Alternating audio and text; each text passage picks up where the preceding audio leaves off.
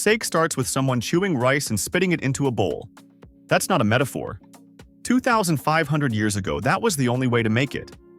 And the drink that started in a communal spit bowl eventually became one of the few products on Earth where you pay more the less you get.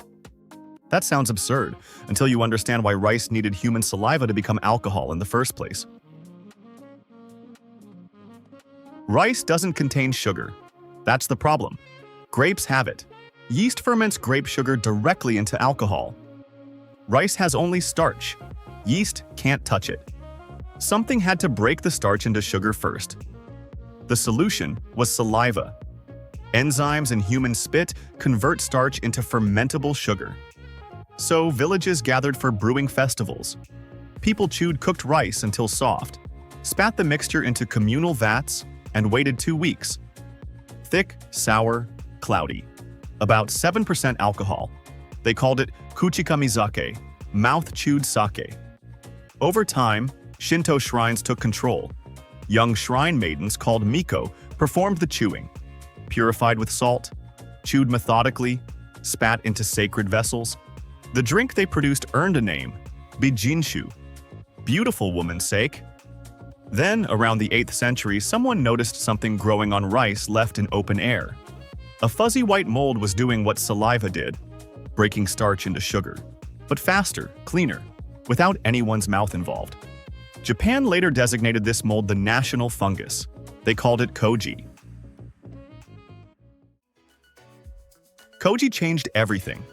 No more communal spitting, no more reliance on shrine maidens. The mold worked with consistent results. Today, it grows in a dedicated room held at 30 degrees, warm, humid, almost tropical. Workers scatter spores by hand across steamed rice spread on long wooden trays, then return every few hours for 2 days straight to turn the grains. At first, nothing visible. Then white threads appear, faint, branching across each grain like frost on a window. By the second day, the rice feels warm to the touch. The mold is generating its own heat. The room smells like roasted chestnuts. Too much growth and sake turns cloying. Too little, thin, and forgettable. The difference between a great bottle and a mediocre one often comes down to how attentively someone watched rice in a warm room for 48 hours. But the real breakthrough came from Buddhist monks. They had what villages lacked: time to experiment, resources to waste on failed batches, literacy to record what worked. And they discovered something no other brewing tradition ever found.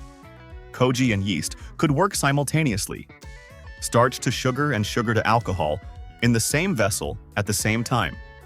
Parallel fermentation. Wine ferments sugar directly. Beer converts starch first, then ferments separately. Sake alone runs both reactions at once. That's why it reaches 18% alcohol naturally, the highest of any brewed beverage on Earth. No distillation needed, just 2 organisms working in parallel inside a single tank. In a modern brewery, that process plays out in a vessel called the moromi.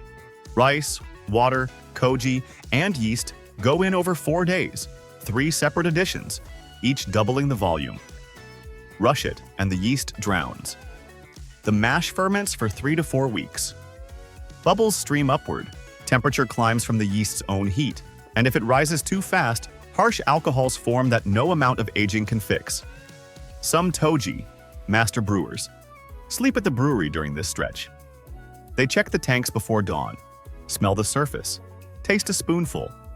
A few degrees is the margin between something extraordinary and something they'll have to pour out.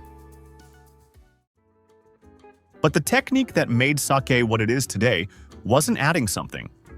It was taking away. Around the 15th century, brewers began milling rice before brewing.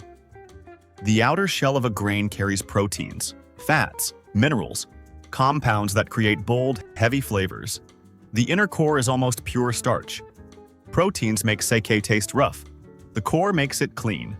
Remove the outer layers, and what ferments is quieter on the palate. More delicate, like whispering instead of shouting. Modern polishing machines can reach levels hand milling never could. 30% removed makes cleaner sake. 50% elegant.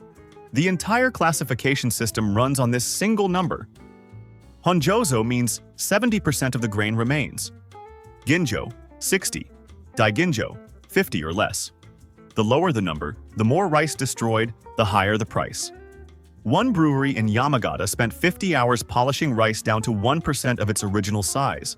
The grain was barely visible. Thousands of dollars for what's left. You're paying for absence. After polishing, the rice gets washed. Every batch timed to the second, because over-soaked grain turns to mush in the steamer.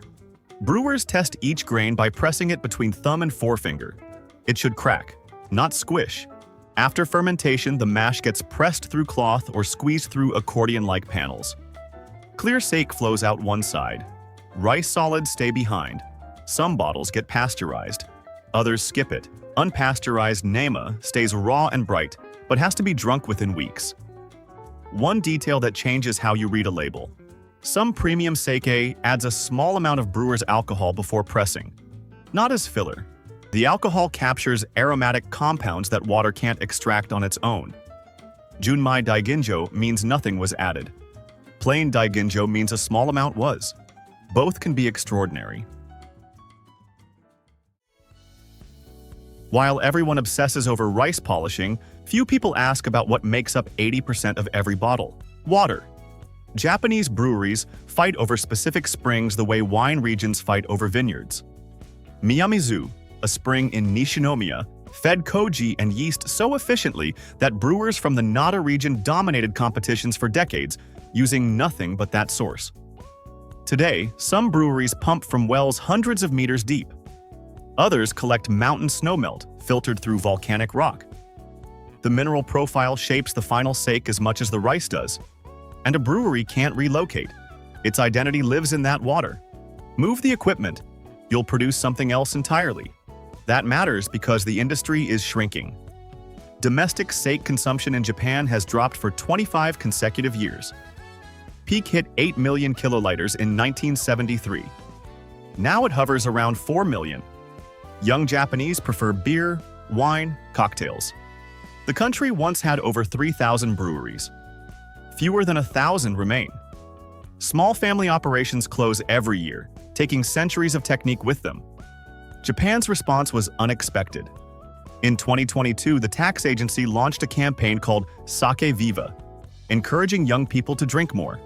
Not for culture, for tax revenue. Meanwhile, the rest of the world was moving in the opposite direction. Exports hit record highs in 2024. The United States and China buy more Japanese sake than ever before. And in December 2024, UNESCO designated traditional sake brewing as intangible cultural heritage. The world discovered sake just as Japan began forgetting it. 2,500 years ago, villagers chewed rice and spat into communal vats. Today, machines spend 50 hours polishing grains to microscopic pearls, while breweries guard water sources like state secrets. The drink changed completely. The core principle stayed. Sometimes creating something valuable means removing everything that gets in the way. That's the process. We reveal how things actually work, one story at a time. If there's something you'd like us to explore next, let us know. Until then, trust the process.